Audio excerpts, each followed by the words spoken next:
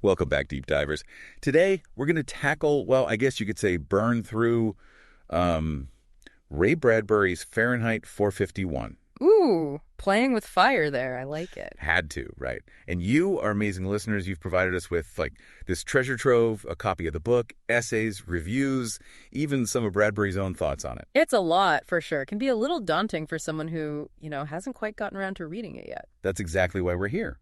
Think of this deep dive as like a cheat sheet, a crash course. Do you need to read Fahrenheit 451? We'll give you the info to decide.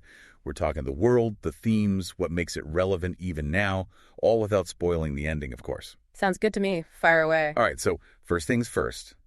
Picture this. A future where firemen don't put out fires, they start them. And what are they burning? Books. Books. One of the most, if not the most, iconic image in all of literature. But Bradbury wasn't just trying to be edgy, right? This book-burning society, it's a symbol. Oh, absolutely. It gets to the heart of the why.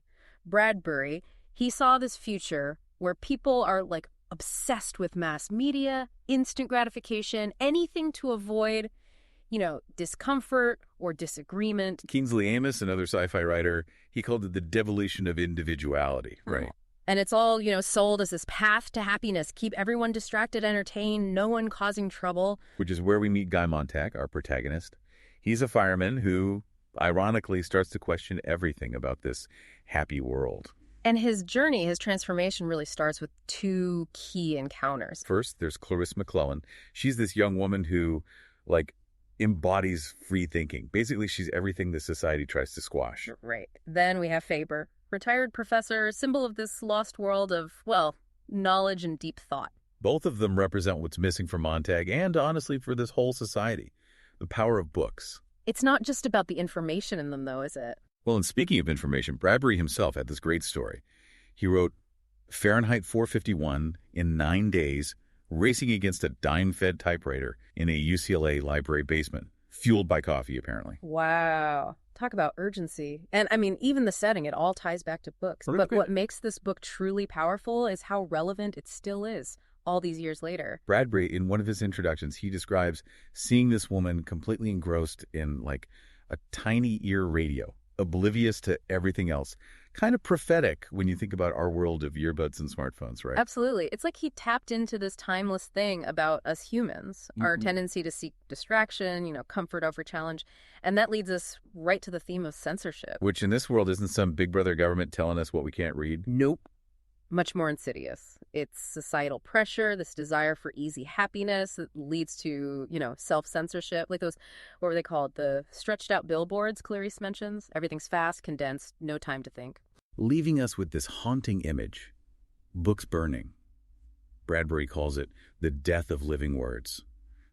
So does he offer any hope in this bleak future? He does, in the form of the book people, individuals who've memorized entire texts, preserving knowledge even though the physical books are gone, a powerful act of resistance. But what does that resistance mean? Are they just hoarding information, or is there something more? That gets to the heart of what books really offer, what's been lost in this happy society.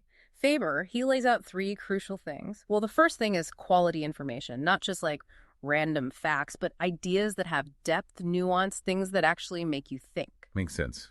In Montag's world, there's info everywhere, but it's all surface level. No one has the time or even wants to, dig deeper. Exactly. And that connects to the second thing Faber talks about, leisure. The time to actually process information, to really think it through. That's a luxury the society just doesn't have. Because stopping, thinking, questioning, that leads to discomfort, which is the opposite of happiness. Right. And the last thing Faber brings up is the right to actually do something with what you've learned. Books, they give you the power to form your own opinions, even challenge things. So Fahrenheit 451, it's not just about missing books. It's about the critical thinking that comes with them. It's like a warning about what happens when we just consume information passively instead of actually shaping our world, which I think is why it still resonates today. We're facing similar issues, just in different ways. Yeah, it's like we're drowning in information, but actual wisdom is harder to find than ever. Exactly. And that brings us back to Bradbury himself. Remember those excerpts, from his writings and interviews? Yeah, where he's talking about writing the book and its impact. Well, it turns out his inspiration wasn't just some abstract political thing. It was really personal. He was horrified by the book burnings in Nazi Germany and really troubled by McCarthyism and that whole climate of fear and censorship in America. So he took those anxieties, those fears about suppressing knowledge and free speech, and made Fahrenheit 451. Exactly. It wasn't just a story. It was a warning, a plea to, remember how important critical thinking is, individual expression, and being able to engage with ideas even if they're difficult. There's a whole other dimension to it. It's not just sci-fi. It's a reflection of real fears about where society was headed. And those fears are still relevant. I mean, think about how easy it is to get caught up in echo chambers, filter bubbles, only seeing information that reinforces what we already believe. Like we're choosing to censor ourselves, just like in Fahrenheit 451. Exactly. And that's why Bradbury's message is so important. He wants us to break out of those self-imposed limitations, look for different viewpoints, be okay with the discomfort that comes with challenging our own beliefs. So if we were to boil Fahrenheit 451 down to its core message, what would you say are the key takeaways? I think it's a powerful critique of a society that values conformity over individuality, instant gratification over deep thought, and distraction over real engagement. But it's also a story of hope. Hope in the form of the book people, right? Those who protect knowledge even when everything's falling apart. Yeah.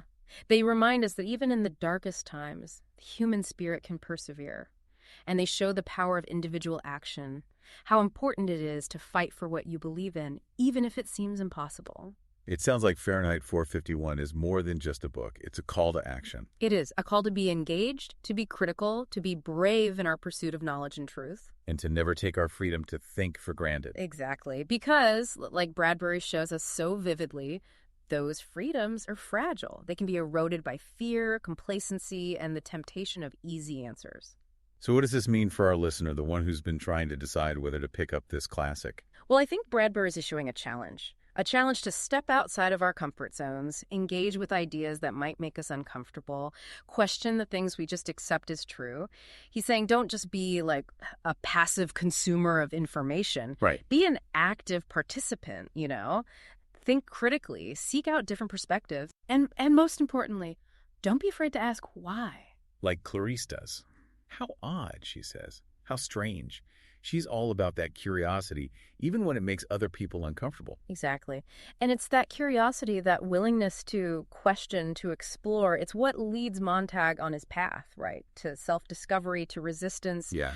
It's a journey I think we can all relate to in some way. We all have those moments, where we start questioning the world around us, the things we were taught, the choices we make. So Bradbury's reminding us, those moments, those doubts, that questioning, it can be powerful. Oh, absolutely. It can be like the spark for growth, change, even a revolution. Fahrenheit 451, it's a call to action. It's a challenge to think about how we deal with information, the choices we make in our own lives. It's a call to be more like the book people, those protectors of knowledge, the ones who really get it. Right. They represent this idea that knowledge is something worth fighting for, worth saving, even when it feels like everyone's against you. So for you listening, trying to decide if Fahrenheit 451 is worth your time, here's the thing. This book, it's not just a story, it's a mirror.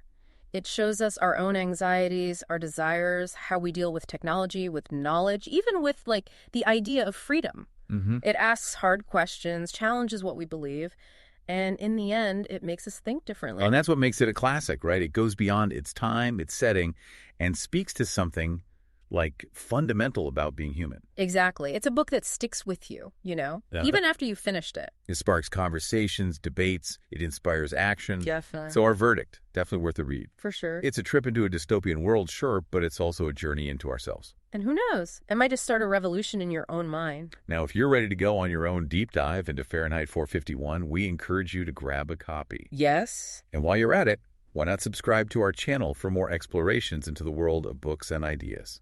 We'll be here, ready to guide you through the pages, to spark your curiosity, and to help you uncover all the hidden depths of the written word. Until next time, keep those pages turning and those minds questioning.